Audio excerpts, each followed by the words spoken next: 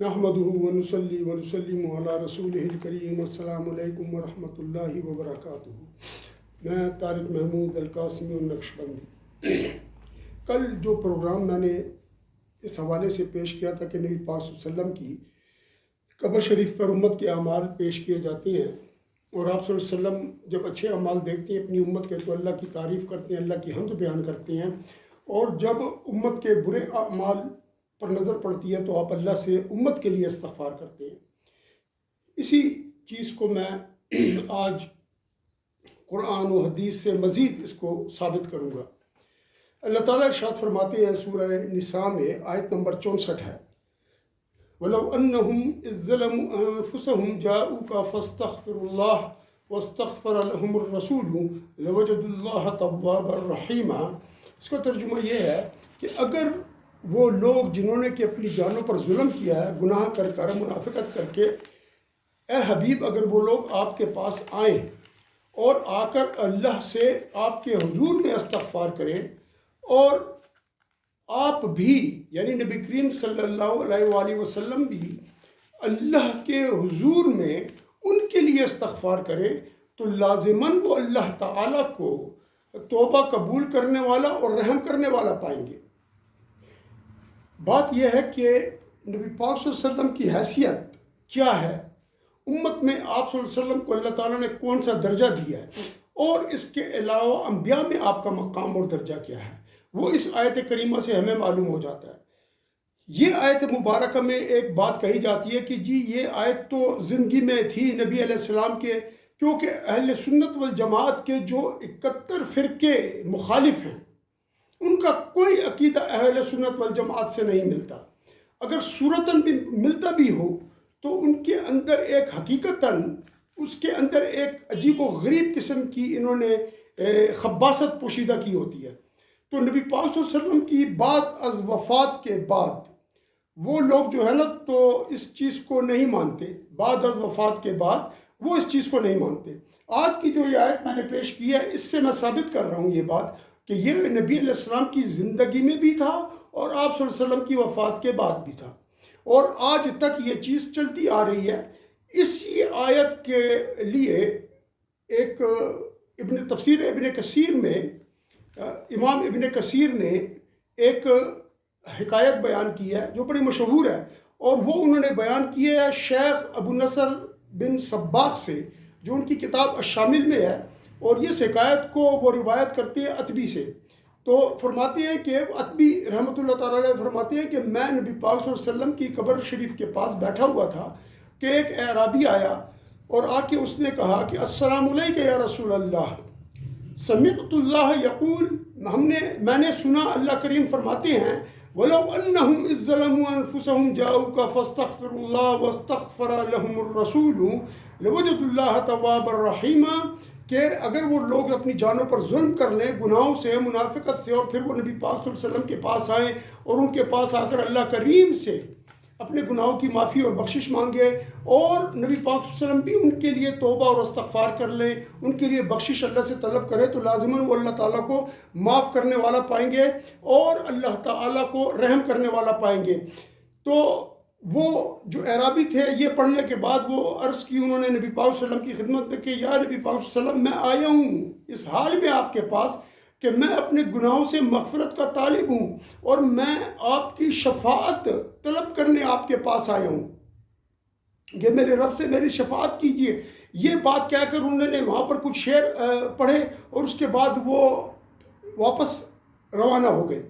جو حضرت عتبی رحمۃ اللہ تعالیٰ علیہ وہاں موجود تھے وہ فرماتے ہیں کہ مجھے غنودگی آ گئی، اور میں جو ہوں تو نیند کی کیفیت میں چلا گیا کہ میں کیا دیکھتا ہوں کہ حضور نبی محترم صلی اللہ علیہ وآلہ وسلم میرے خواب میں تشریف لائے ہیں، اور مجھے کہتی ہے کہ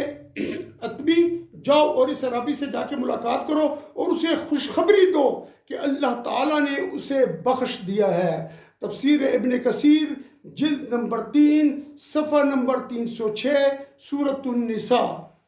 اسی روایت کو، اسی واقعہ کو ابو صالح نے حضرت علی کرم اللہ وجہ سے روایت کیا ہے، اور تفسیر قرطبی میں اس کو علامہ قرطبی نے رحمۃ اللہ تعالیٰ علیہ نے اس واقعے کو روایت کیا ہے، اور یہ جو ابو صالح نے حضرت علی رضی اللہ تعالیٰ عنہ سے اس واقعے کو جو روایت کیا، یہ مسند احمد میں جو مسند مولا علی کرم اللہ وجہہ ہے اس کے اندر یہ روایت موجود ہے۔ اس کے علاوہ تفسیر نصفی ہے، اس کا جو پورا نام ہے مدارک التنزیل و حقائق التأویل، اس کی جلد نمبر 1 اور صفحہ 370 پر یہی روایت موجود ہے۔ قرآن کی ایک آیت اور اس کی تفسیر سے میں نے آپ کو یہ ثابت کر دیا، اور یہ بڑی مشہور ایک آیت ہے۔ مطلب یہ کہ امام ترمذی رحمۃ اللہ تعالیٰ علیہ فرماتے ہیں، اپنے اصول کے اندر بیان فرماتے ہیں وہ،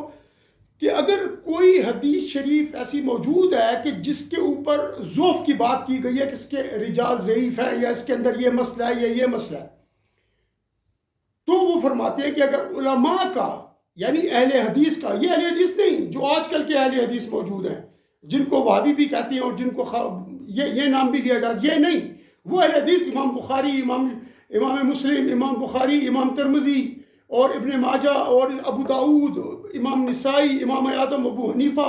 امام شافعی، یہ لوگ جو ہیں تو ان کی بات ہو رہی ہے۔ تو اگر وہ اس حدیث پر عمل کر رہے ہوں تو کسی حدیث کے ضعف کا اس سے کوئی تعلق نہیں ہوتا، کیونکہ یہ وہ چیز ہے جس پر یہ جو لوگ اعتراض کرتے ہیں سینہ بسینہ، یہی وہ سینہ بسینہ چلی آ رہی ہے۔ نبی علیہ السلام کے دور میں احادیث کی تدوین نہیں ہوئی تھی، احادیث کی تدوین ایک صدی کے بعد جا کر ہوئی ہے۔ اسی لیے امام اعظم جو 150 ہجری میں فوت ہوئے ہیں، ان کو آپ کو حدیث کی کتاب اس طرح نہیں ملے گی، کیونکہ ان کی ایک ہی جو ہے نا وہ موجود ہے، اور باقی انہوں نے اپنے سینے سے اور اس کے ساتھ انہوں نے اجتہاد کیا اور اس کے ساتھ انہوں نے مسائل کا استنباط کیا۔ اب دوسری دلیل میں دے رہا ہوں، اعوذ باللہ من الشیطان الرجیم۔ اللہ تعالیٰ ارشاد فرماتے ہیں قرآن مجید میں، وَكَذَلِكَ جَعَلْنَاكُمْ أُمَّةً وَسَطًا لِتَكُونُوا شُهَدَاءَ عَلَى النَّاسِ وَيَكُونَ الرَّسُولُ عَلَيْكُمْ شَهِيدًا، اور ہم نے اسی طرح تم لوگوں کو امت وسط بنایا ہے، درمیان کی امت بنایا ہے، تاکہ تم لوگ گواہ ہو جاؤ لوگوں کے اوپر، اور رسول علیہ السلام مبارک ہمارے پاک اور پیارے نبی کریم صلی اللہ علیہ وآلہ وسلم وہ گواہ ہو جائیں، کس پر؟ ان لوگوں پر، اپنی امت کے گواہی کے اوپر وہ گواہ ہو جائیں۔ جب ہم لوگ گواہی دے دیں کہ جی ہاں ان امتوں کو انبیاء نے سب کچھ پہنچا دیا، تو اس کے بعد نبی علیہ السلام ہماری گواہی دیں کہ میری امت نے سچ فرمایا، کیونکہ ظاہر ہے کہ ہم نے اپنے نبی سے جو سنا کہ جی تمام امتوں کو ہمارے رب جل و علا نے پیغمبروں کے ذریعے سے ہدایت کی روشنی بخشی اور ان کے پاس تبلیغ کے لیے اپنے انبیاء کو بھیجا، تو ہمارے نبی نے بھی آ کر ہمیں یہ بات بتائی، تو ہم جب کہیں گے کہ جی، وہ پوچھیں گے کہ جی آپ کو کس نے بتایا، آپ تو تھے ہی نہیں اس وقت، تو ہم کہیں گے ہمیں ہمارے نبی پاک صلی اللہ علیہ وآلہ وسلم نے بتایا، اور آپ صلی اللہ علیہ وسلم نے یہ سب کچھ ہمارے سامنے فرمایا۔ تو پھر نبی پاک صلی اللہ علیہ وسلم کو بلایا جائے گا اور آپ ہمارے اوپر گواہی دیں گے اپنی امت پہ کہ ہاں جی میں نے ان کو یہ سب باتیں پہنچائی تھی۔ بہرحال کسی دن اس پر میں ایک خاص پروگرام کروں گا جس میں میں ان تمام لوگوں کو بتاؤں گا کہ وہ کس طرح انکار کریں گے ان گواہیوں سے، اور کس طریقے سے نبی پاک صلی اللہ علیہ وسلم کی اور باقی انبیاء کی گواہیاں آئیں گی۔ اب اس واقعے کو ایک اور آیت ہے، فَكَيْفَ إِذَا جِئْنَا مِن كُلِّ أُمَّةٍ بِشَهِيدٍ وَجِئْنَا بِكَ عَلَى هَؤُلَاءِ شَهِيدًا۔ یہ وہ آیت کریمہ ہے کہ نبی پاک صلی اللہ علیہ وسلم حضرت عبداللہ بن مسعود رضی اللہ تعالیٰ عنہ اور کچھ باقی صحابہ کے ساتھ ایک قبیلے میں گئے جس کا نام بنی ظفر تھا، اور وہاں پر جا کر جب آپ تشریف فرما ہوئے تو قاری کو آپ نے فرمایا کہ قرأت کریں نا، تو انہوں نے یہ قرأت کی، فَكَيْفَ إِذَا جِئْنَا مِن كُلِّ أُمَّةٍ بِشَهِيدٍ وَجِئْنَا بِكَ عَلَى هَؤُلَاءِ شَهِيدًا، کہ اس کا مطلب یہ ہے کہ ہم اس روز ہر امت سے ایک گواہ کو بلائیں گے اور اس کے اوپر نبی پاک صلی اللہ علیہ وسلم کی گواہی لی جائے گی ان امتیوں سے۔ یہاں پر وہ کچھ انکار کریں گے، کچھ اقرار کریں گے، اور نبی علیہ السلام کی پھر گواہی آئے گی۔ تو جب یہ آیت قرأت ہوئی تو نبی پاک صلی اللہ علیہ وسلم بہت شدت کے ساتھ گریہ فرمایا، آپ صلی اللہ علیہ وسلم نے، آپ صلی اللہ علیہ وسلم رو پڑے، یہاں تک کہ آپ صلی اللہ علیہ وسلم کی داڑھی مبارک بھی ہلی، اور جو اس کو وجنتاہو کہتے ہیں ان جگہوں کو جو رخسار ہیں، یہ بھی اس شدت کے رونے کی وجہ سے ہلنے لگے۔ تو آپ نے عرض کی رب کریم کے حضور میں کہ اے میرے رب، میں ان لوگوں کی گواہی تو دے دوں گا جن میں موجود ہوں، لیکن جن کو میں نے دیکھا نہیں ان کی میں گواہی کیسے دوں گا؟ اس جگہ پر یہ وہ جگہ ہے علماء فرماتے ہیں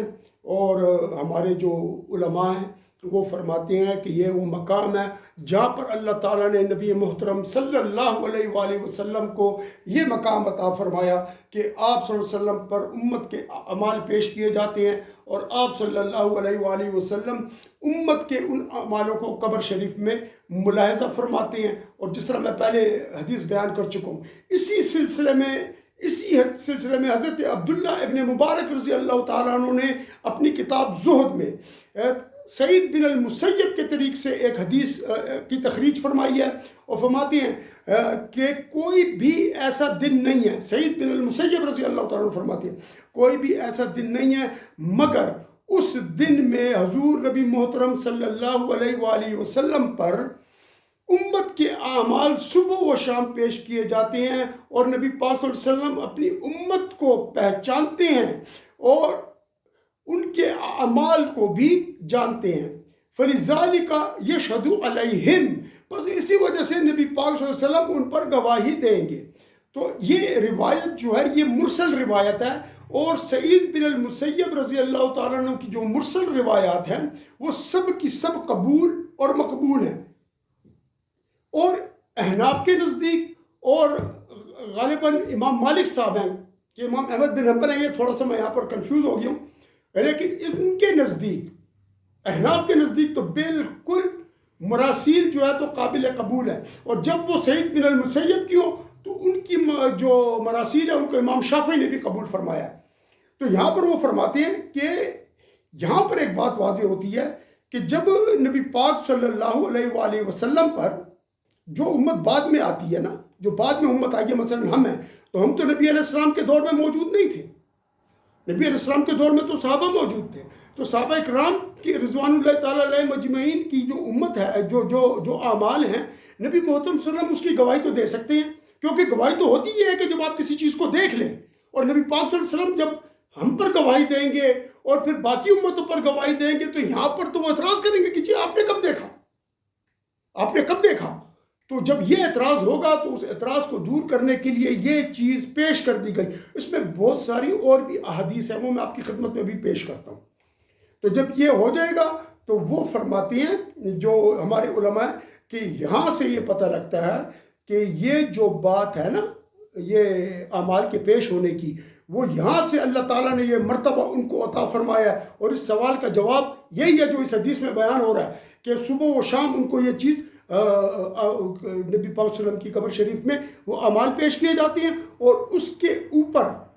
جو ہے تو یہ فیصلہ ادھر ہوگا گواہی کا۔ اور ہمارے علماء فرماتے ہیں کہ جو یہ مقام ہے نا کہ نبی پاک صلی اللہ علیہ وسلم کو قبر شریف میں جو اعمال پیش کیے جاتے ہیں، اور ان اعمال کے پیش ہونے کے بعد نبی پاک صلی اللہ علیہ وسلم کو ملاحظہ فرماتے ہیں اور پھر گواہی دیں گے، تو یہ اس لیے فرمایا کہ اس میں اجتہاد کو کوئی دخل نہیں ہے، یہ سارے کا سارا اس طرح معلوم ہے کہ یہ وحی ہے،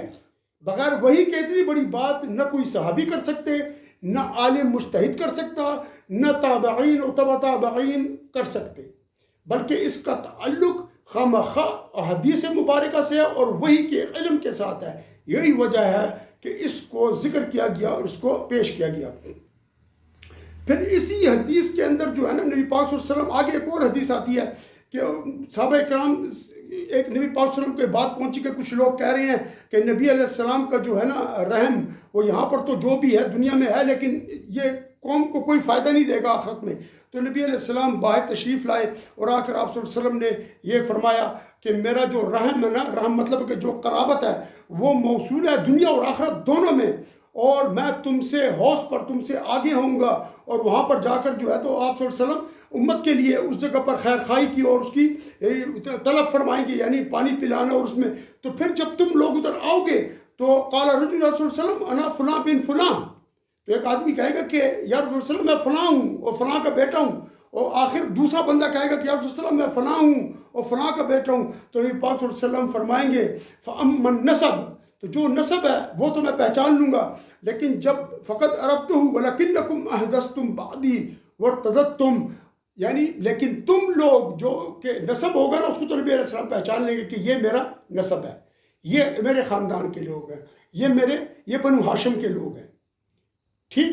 لیکن وہ جو آئیں گے نا جو کہ نسب سے نہیں ہوں گے، تو ان کو نبی پاک صلی اللہ علیہ وسلم فرمائیں گے کہ میرے بعد تم لوگوں نے مرتد ہو گئے تھے اور اپنے پیروں پر پھر گئے تھے اور تم نے اس دین کو چھوڑ دیا تھا جو میں لے کر آیا تھا. تو یہ اس حدیث سے معلوم ہوتا ہے کہ نبی علیہ السلام پر اعمال پیش ہوتے ہیں. تبھی نبی علیہ السلام ان کے بارے میں یہ کہیں گے کہ تم جو ہو نا، تم وہ لوگ تھے کہ جو پھر گئے تھے، اور تم جو ہو اس سے زیادہ کہ حقدار نہیں ہو کہ میں تمہیں یہاں سے واپس پھیر دوں. اور اس حدیث کے اوپر جو ہے نا فرمایا ہے حافظ حیثمی نے کہ اس کے رجال الصحیح ہیں، یعنی بخاری شریف کے روایت ہیں جس سے بخاری شریف نے روایت کی ہے. اب غیر عبداللہ بن محمد بن عقیل کے کہ وہ صحیح، وہ یعنی بخاری شریف کے روایات میں راویوں میں سے نہیں ہیں، لیکن ان کو سکہ کہا گیا کہ وہ سکہ ہیں اور یہ حدیث حسن ہے. اس طریقے سے اور بہت ساری حدیث ہیں. مثلا نبی پاک صلی اللہ علیہ وسلم پر درود و سلام پیش کرنا اور وہ درود و سلام نبی پاک صلی اللہ علیہ وسلم کو پہنچنا، نبی علیہ السلام مبارک اس درود کو سن کر پھر جو ہے نا تو ان کو وعلیکم السلام کہنا. یہ وہ تمام چیزیں ہیں جو میں نے آپ کو بتا دی. اور یاد رکھیے اس کے اندر اگر کسی کو کوئی اعتراض ہو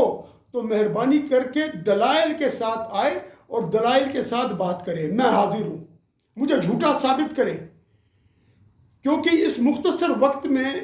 بہت چھوٹی ویڈیو بنانے کی کوشش کرتا ہوں، بہت سارے دلائل رہ جاتی ہیں. اس کی وجہ یہ ہے کہ لوگ بڑے مصروف ہوتے ہیں، وقت بھی نہیں ہوتا اور اس وجہ سے یہ چیز ہو جاتی ہے. تو مجھے چھوٹی، کیونکہ ان کے پاس دیکھنے کا ٹائم نہیں ہوتا کہ پوری حدیث کو وہ دیکھ سکے، پورے پروگرام کو.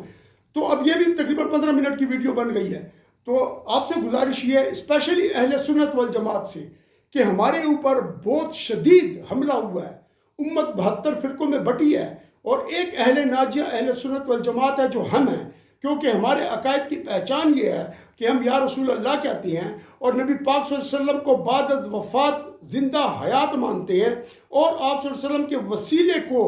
بہت بڑی اہمیت دیتے ہیں اور اس کو بہت بڑا اللہ کا فضل اپنے اوپر جانتے ہیں. آپ صلی اللہ علیہ وسلم کی شفاعت کے لیے جو ہے تو ہم اپنے آپ کو ایک مجبور سمجھتے ہیں کہ ان کی شفاعت کے بغیر ہماری نجات نہیں ہے. لہٰذا اس ویڈیو کو آپ زیادہ سے زیادہ شیئر کریں اور جو دلائل میں نے دیے ہیں جس طرح اس کو یاد رکھیں تاکہ کل کو اگر یہ پوچھیں تو آپ لوگ ان کو بتا سکیں کہ یہ چیز کہاں کہاں پر موجود ہے. میں انشاءاللہ کوشش کر رہا ہوں کہ آگے چل کر میں کم از کم آپ کو حدیث کے حوالے سے کچھ ایسے دروس کا جو ہے تو ابتدا کروں کہ آپ کو صحیح، حسن، ضعیف احادیث کے بارے میں کچھ علم دے دوں، کچھ معلومات دے دوں اور آپ کو بتاؤں کہ کس طریقے سے آپ اس کو پہچانیں گے تاکہ ہم آگے چل کر اچھے طریقے سے ان کا مقابلہ کر سکیں. چینل کو سبسکرائب کر لیں اور لائک بھی کریں، شیئر کریں، ویڈیو جو کمنٹس ہیں وہ دیں اور اللہ تعالیٰ آپ کو اجر دے، اللہ تعالیٰ آپ کو زندگی دے. ہم سب کو اللہ تعالیٰ نبی پاک صلی اللہ علیہ وسلم کے عشق و محبت میں ایسا سرشار کر دے کہ کبھی یہ جو عشق نبی علیہ السلام ہے ہمارے دلوں سے نہ نکلے. وآخر دعوانا ان الحمدللہ رب العالمین وصلی اللہ تعالی علی خیر خلقہ ونور عرشہ محمد وعلی آلہ وصحبہ اجمعین برحمتک یا ارحم الراحمین.